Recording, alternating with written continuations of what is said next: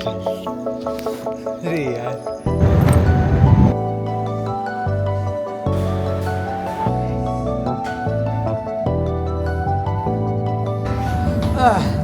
Gym का पहला दिन जितना मजेदार होता ना उतना ही सबसे खराब दिन होता जिम का दूसरा दिन। मैं पिछले फ्राइडे से एक्सरसाइज कर रहा था कि भाई जिस दिन पहले दिन जाऊंगा तो मेरा शरीर दुखेगा नहीं, और भाई साहब आज मेरा शरीर इतना दुखने लग गया। मेरा तो मन आज तो मैं आने ही नहीं वाला था, वो तो फिर मैंने कहा कि नहीं भाई प्रण ले रखा है, उठना तो पड़ेगा। और भाई साहब कैसे ही करके मन मार के मैंने आज जिम किया। एक तो आज बारिश भी नहीं आ रही थी तो बहाना भी नहीं बना पाया। कितना क्लियर इसका है आज। और ये देखो इसकी टांग झंडा हमारा ऊंचा रहे। एक एक कचौरी खाई लागी नेक्स्ट टाइम। अरे ठीक है चल। So welcome to the new episode of ninja Leo blogs. और आज मेरी हिम्मत नहीं थी जॉगिंग करके इसके घर से वापस आने की। मैंने तो कहा मेरे को तो भाई तू छोड़ दे, मेरे को तो घर पे जाना है। हो ये भाई अपना अभी भी ऐसे ही पड़ा है ना। मेरे रूम का कुछ अपडेट है। मुकेश जी का हंट निकाल रखा है पर वो मिल ही नहीं रहे हैं, पता नहीं कहाँ घूम रहे हैं। बाकी यार 9 बज गए हैं। भाई ये भी रूटीन बढ़िया है मेरा यार। आया हूँ अभी मैं ये खाऊंगा जो भी है, पता नहीं क्या क्या मेरा भाई ने बोला ये खा लो।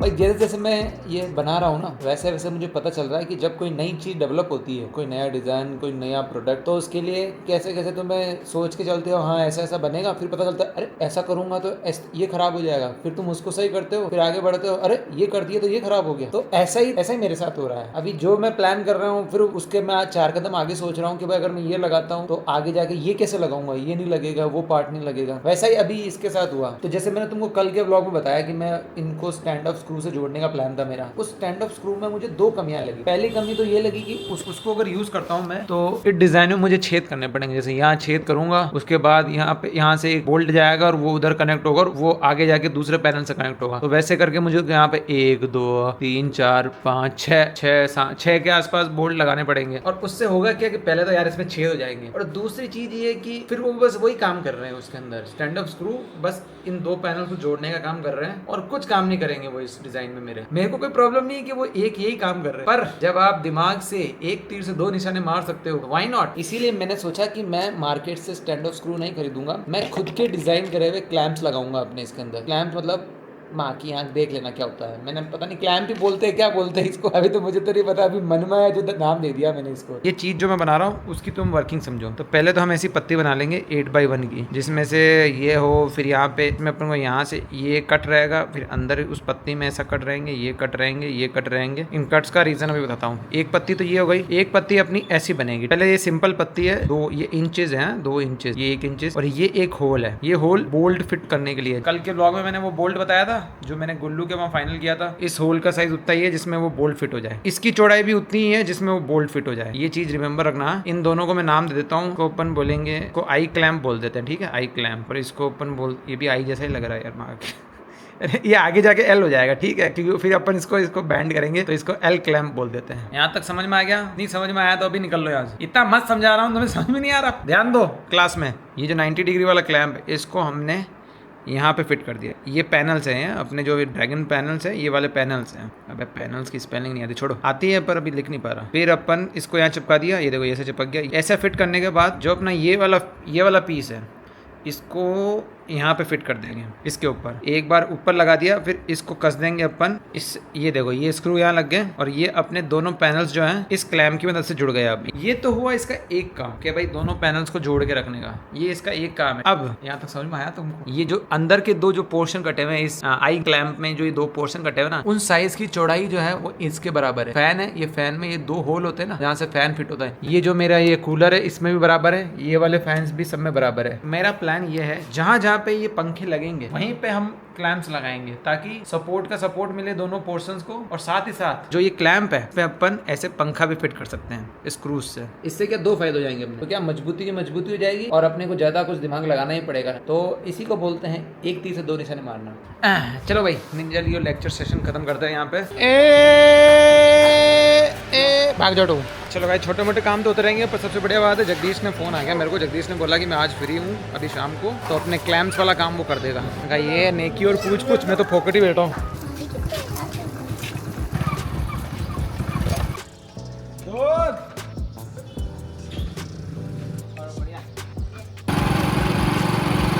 दूर क्यों लौटे यार? इस चमन को मैंने बोला था कि कल ये पता करके मिल। हाँ आओ भाई साहब, अब बताओ। हो गई है। हाँ मैं पूछा है मार्केट में मिल नहीं दिया, तो अब यो है नहीं, मैं एक जगह मालूम करी तो वो एक जना करने की, तो अपन बड़े चाल में पड़े। पहले बड़े पतो कराओ, मिल ही नहीं मिली हो। चाल तो पूछा और क्या करा। हो गई है भी अंदर यहाँ लागे और भी ऊपर आपका ये है कि चूड़ी पड़वा दें। अरे चूड़ी पड़ावो और वो बहुत टेढ़ी खीर हो जाए वो। मैंने इसको कहा कल पता करके रखना कहाँ मिलेगा। अरे मैं जाकर भी आयो यार में तो पतो करा दो नहीं भाई, ले रही। अरे मैं मिलियो कौन नहीं मन वो बी टाइम का, और फिर लंच चाल रही दिन के अंदर तो बे लोग गएड़ा। भाई ये कहाँ दुकान खोल गई? घर के अंदर दुकान है।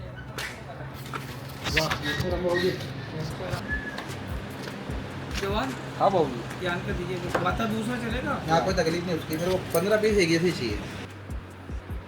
ये तो भाई इंजीनियर लोगों का हेवन आ गया। मैं हेवन में, मेरे जैसा बंदा तो यहाँ स्वर्ग है ये। अंकल ने घर के अंदर दुकान लगा रखी हार्डवेयर की। जो चीज़ मैं सोच सकता हूँ सब अवेलेबल है हार्डवेयर का। 30 दे दो, 30।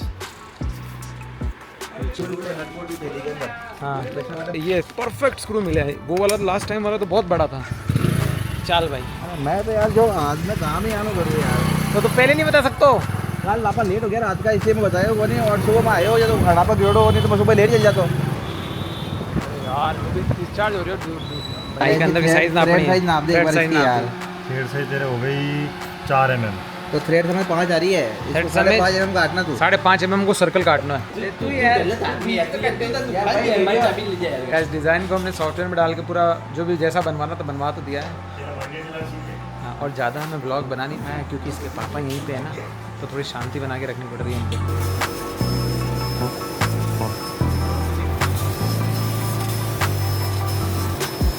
गाइस कटिंग का काम तो पूरा हो गया, ये भी काम समेट रहा है अपना। जो मैंने तुमको बताया था ड्राइंग में, ये है आई शेप वाला क्लैंप, ये है वो वाला क्लैंप जो भी एल शेप बनेगा। इसको प्रेसिंग से हम एल शेप में कन्वर्ट करेंगे। इसके अंदर एक बेस बनाना था, मैं बेस नहीं था। आज ही किसी ने कमेंट भी किया था कि नीचे बेस तो है ही नहीं, तो ये मैंने उसका बेस बनवाया है। इसके ऊपर मेरे भाई ने नाम भी लिखा है मेरा, ये निंजा लियो लिखा हुआ है यहाँ पे। आप दिखा होगा, ये मार्किंग है इसलिए। ये मार्किंग इसने करी है कि रुको मार्किंग कर देता हूँ। कहीं तो कर यार तू यार, मैं एक हाथ में पानी नीचे रखना नहीं यार, दबा देगी जगह। इस साइड वाला लाइट है पूरी दबा दे। और परफेक्ट है, परफेक्ट 90 डिग्री है। और देखो 90 डिग्री है परफेक्ट। ये बन गया गाइस अपना एल शेप क्लैंप। आ जाते हो तू क्या बजा रही है? अब मैं तुम्हें एक्सप्लेन करता हूँ कि भाई आगे का क्या मतलब किस तरह से काम होने वाला है। भाई मुझे तो बहुत मजा आ रहा है इसको बनाने में यार। जो अपन ने क्लैंप बनाया था ना, ये देखो ये अब ऐसा लग रहा है। तो कितना मैंने यार कसम से भाई मैं तो अपने दिमाग का फैन हो गया। क्या मतलब मैंने क्या दिमाग लगाया। देखो आराम से एडजस्टेबल भी है ये, और ये 2 छेद जो बनाए ना, इसमें अपने कूलर के सारे फैन फिट हो जाएंगे। अब क्या करना है अपने को, ये जो क्लैंप्स है, ये जो एल शेप क्लैंप है, एक अटैच होगा इधर यहाँ पर, सेम ऐसा ऐसा एक क्लैंप इधर अटैच हो जाएगा। फिर ये पोर्शन ऐसा आएगा और इन दोनों क्लैंप के बीच में ये पत्ती ऐसे अटैच हो जाएगी।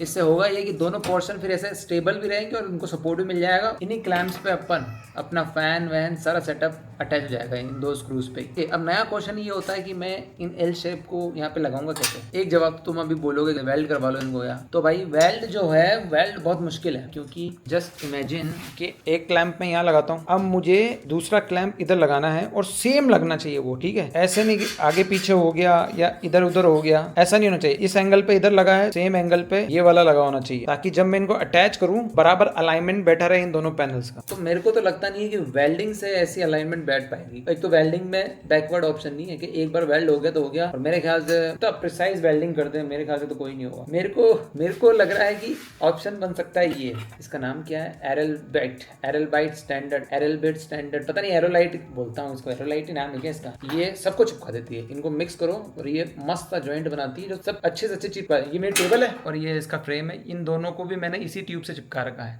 क्या मैंने स्क्रू से नहीं कसा इसको मैंने इसी से चिपका रखा। और ये मजबूत थी। अरे मैं